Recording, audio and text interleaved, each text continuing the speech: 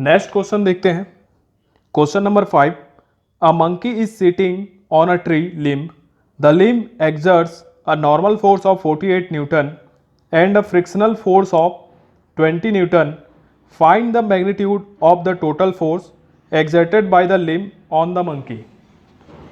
देखो question number 5 क्या बोलना चाह रहा है। एक मंकी है जो कि ट्री के लिम्ब में बैठा हुआ है। तो मान लेते हैं कि ये ट्री का लिम्ब है, ऐसे लंबा होगा। इस लिम्ब पर एक मंकी बैठा हुआ है। तो मंकी का डायग्राम बनाते हैं।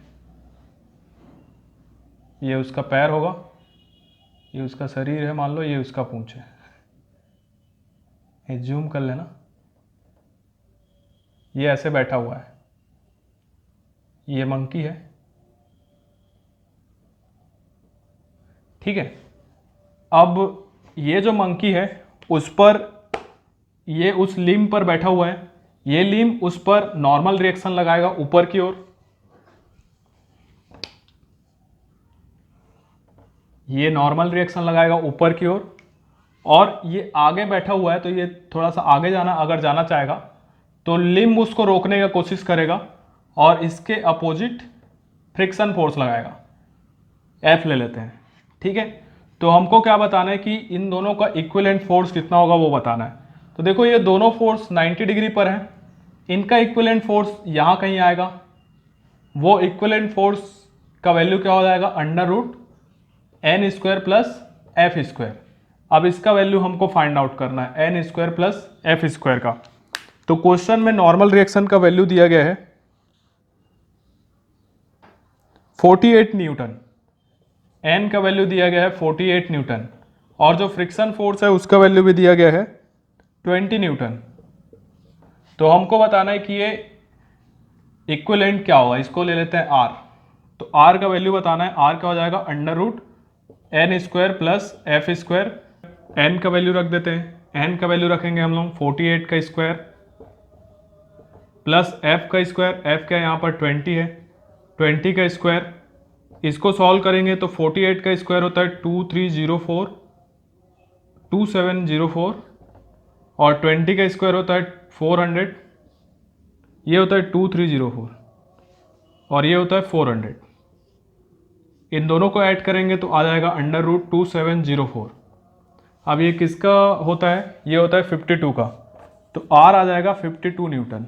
ये इक्विवेलेंट फोर्स आ जाएगा, ठीक है। क्लियर है यहाँ तक। क्वेश्चन नंबर 6 देखते हैं। क्वेश्चन नंबर 6 में क्वेश्चन है, a body builder exerts a force of 150 Newton against a bull worker and compresses it by 20 centimetre. Calculate the spring constant of the spring in the bull worker. Question देख लेते हैं, question क्या कहना चाह रहे हैं। Question number 6 है ये, चैप्टर 4 द फोर्सेस का एक्सरसाइज का। तो यहाँ पर क्या है, एक बुल वर्कर है, उसमें एक स्प्रिंग है ऐसे। ये स्प्रिंग अपने नॉर्मल लेंथ में अभी। तो यहाँ पर एक बॉडी बिल्डर है। वो बॉडी बिल्डर क्या करता है, इसको कंप्रेस करता है, ठीक है। तो सपोज उसने कंप्रेस किया इसको एक्स लेंथ तक, सपोज इसने कंप्रेस कर दिया। ये कितना है, एक्स लेंथ इसने दबा दिया इसको, ठीक है। इधर से फोर्स लगाया होगा और इधर से फोर्स लगाया होगा। मान लेते हैं एफ फोर्स लगा के उसने इस स्प्रिंग को कंप्रेस कर दिया। इस स्प्रिंग का स्प्रिंग कांस्टेंट ले लेते हैं एक्स, के ले लेते हैं। अब क्वेश्चन में क्या क्या चीज गिवन है,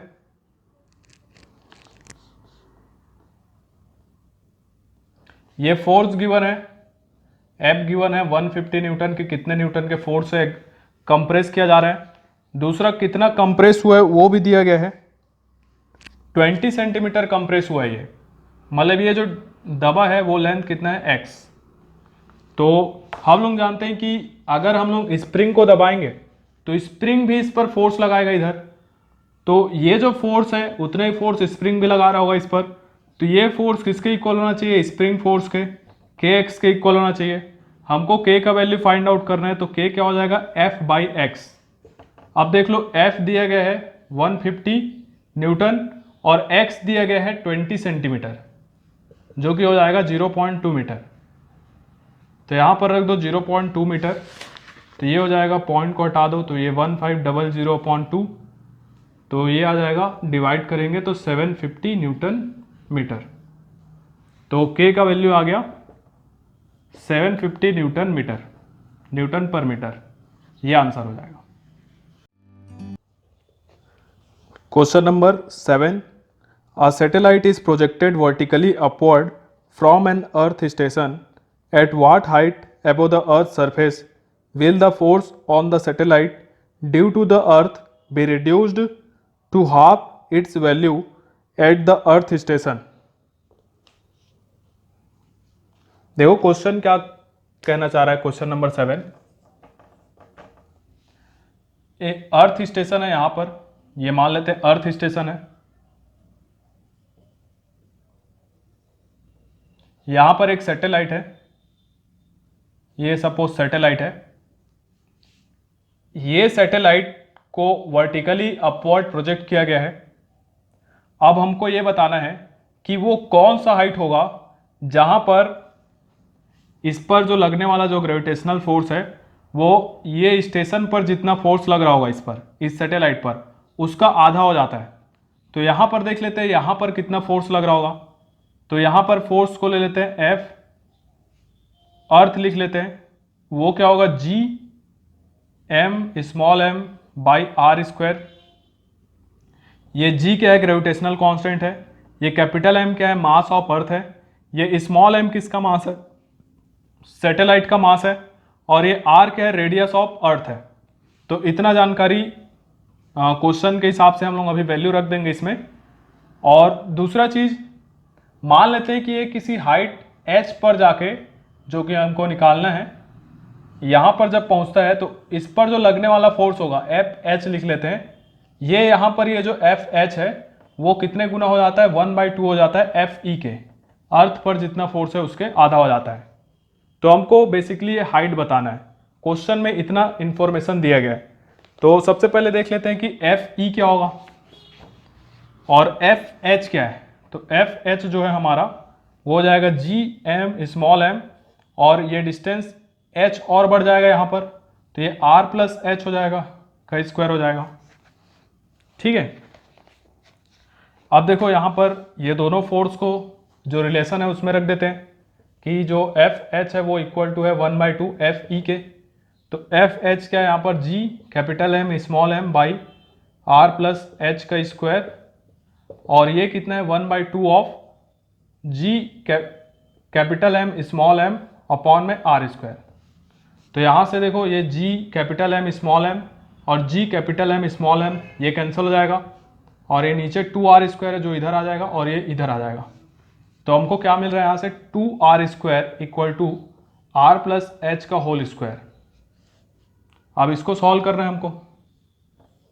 तो देखो ये क्या आ जाएगा, 2R स्क्वायर इक्वल टू, इसको ओपन कर दो, R square plus H square plus 2RH। अब इन सब चीज़ों को उठाकर इधर ले आओ, तो ये 2R स्क्वायर और R स्क्वायर माइनस हो जाएगा, तो क्या बचेगा, R square minus 2RH minus H square equal to 0।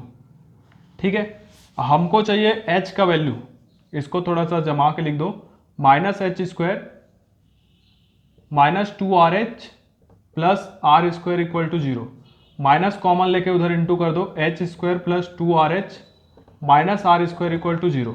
अब यहाँ पर हम लोग श्रीधराचार्य का फॉर्मूला लगा देंगे।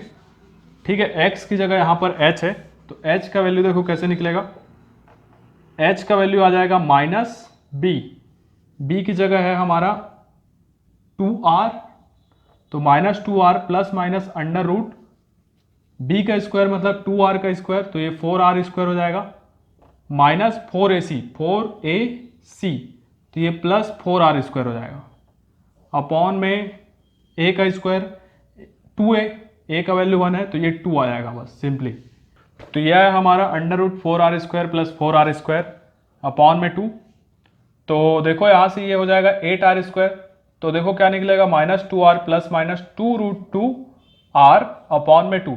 ये 2 यहाँ से और यहाँ से कैंसिल हो जाएगा, तो ये बचेगा हमारे पास माइनस 2, और देखो यहाँ पर प्लस और माइनस है, h का वैल्यू नेगेटिव नहीं लेना हमको, अगर माइनस माइनस रखेंगे तो माइनस में आंसर आ जाएगा, इसलिए प्लस वाला लेना पड़ेगा। तो प्लस √2, ये 1 आ जाएगा यहाँ पर, 1√2, यहाँ पर केवल r आएगा और यहाँ पर r। तो ये आ जाएगा हमारा h।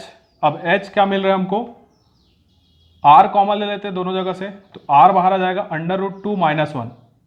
अब इसको सॉल्व करेंगे, √2 का वैल्यू होता है 1.414 - 1, तो ये आ जाएगा r इंटू 0.414। r कितना होता है, अर्थ का रेडियस 6400 किलोमीटर, इंटू 0.414।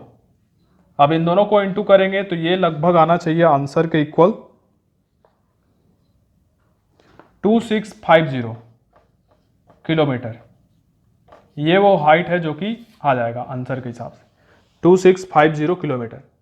तो ये जो सैटेलाइट है वो इतने हाइट पर 2650 किलोमीटर पर, इस पर लगने वाला जो ग्रेविटेशनल फोर्स है वो स्टेशन पर लगने वाले फोर्स के आधा होगा। समझ में आ रहा है इतना? क्वेश्चन नंबर 8 देखते हैं। Two charge particles placed at a separation of 20 centimetre exert 20 Newton of Coulomb force on each other. What will be the force if the separation is increased to 25 centimetre? Question समझ लेते हैं पहले। Question number 8 क्या बोल रहा है? तो question number 8 क्या कह रहा है, दो चार्ज पार्टिकल है, इन चार्ज पार्टिकल को 20 सेंटीमीटर के डिस्टेंस पर रखा गया है, ठीक है। अब इनको जो है कुछ देर बाद इनके बीच का डिस्टेंस बढ़ा दिया गया है, कितना कर दिया गया है, 25 सेंटीमीटर कर दिया गया है। तो हमको इनके बीच में जो लगने वाला जो फोर्स है वो बताना है। अभी मान लेते हैं कि अभी इस केस में F2 फोर्स लग रहा है इनके बीच में, और पहले जो है F1 फोर्स लग रहा था, ठीक है। इन दोनों के बीच में जो इलेक्ट्रोस्टैटिक फोर्स लग रहा होगा, अगर उस फोर्स को देखें तो वो क्या हो जाएगा, 1/4 pi epsilon not Q1 Q2 by r², ठीक है। इन दोनों केस में अगर देखें तो केवल r वेरी कर रहा है, बाकी सब चीजें सेम है। तो हम लोग कह सकते हैं कि F जो है वो 1/r² के प्रोपोर्शनल है। मतलब कि पहले वाले केस में और दूसरे वाले केस में अगर हम लोग F1/F2 करें तो ये किसके इक्वल होना चाहिए, R2 का स्क्वायर अपॉन R1 के स्क्वायर के। क्लियर है यहां तक? अब देखते हैं F1 का वैल्यू क्वेश्चन में दिया गया है 20 न्यूटन। सबसे पहले तो इस डिस्टेंस को आप मीटर में देख लो, मीटर में ये कितना हो जाएगा, 0.2 मीटर, और ये वाला डिस्टेंस कितना हो जाएगा, वैसे इसको कन्वर्ट करने की जरूरत नहीं है, 20 और 25 भी रखोगे तो आंसर आ जाएगा। रख देते हैं यहाँ पर F1 का वैल्यू रख देते हैं 20 न्यूटन, F2 हमको निकालना है, R2/R1 का होल स्क्वायर हो जाएगा। तो R2 जो क्वेश्चन में गिवन है वो है 25 और R1 जो गिवन है वो है 20। तो F2 हमको क्या मिलेगा, 20 इंटू 20/25 का होल स्क्वायर। मात्र इसको सॉल्व करना है आपको और F2 का वैल्यू मिल जाएगा।